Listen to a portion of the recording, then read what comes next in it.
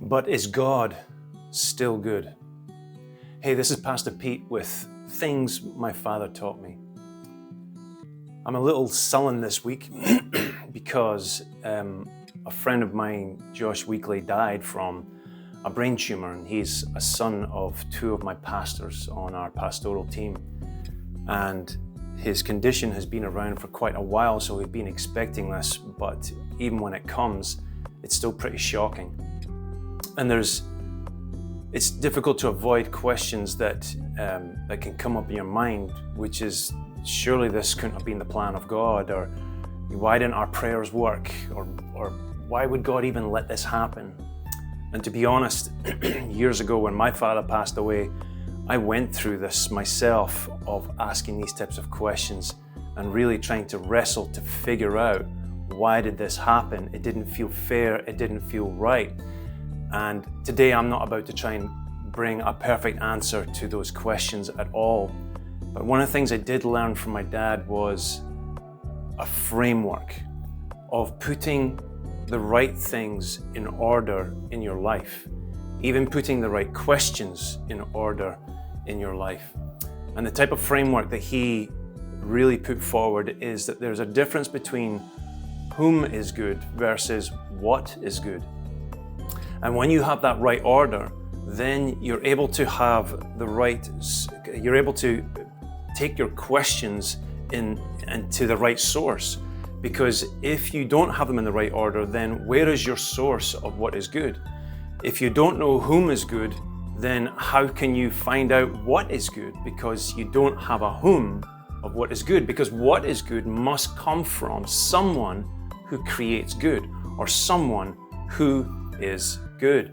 And when you get that order in the wrong way, when you put the what before the whom, you have a couple of problems. When you put the what before the whom, the first problem you have is that you become a very transactional type of person, where you're basically saying, if you do this, then I will be that. If you love me, then you will do this. If you don't love me, then I'm not going to love you back. It's a very transactional type of thing. It's based on the what, not on the whom.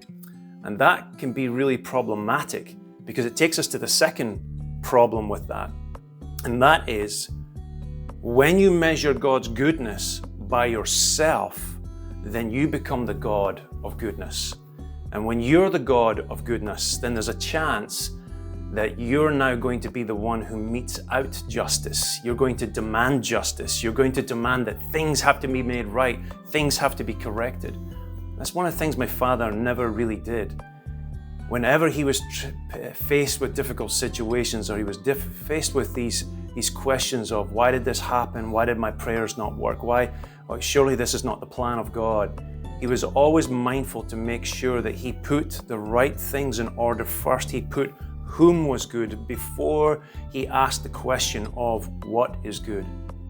Because as soon as you lose sight of whom is good, you're going to get yourself down a road that you can't get out of until you go back to whom is good.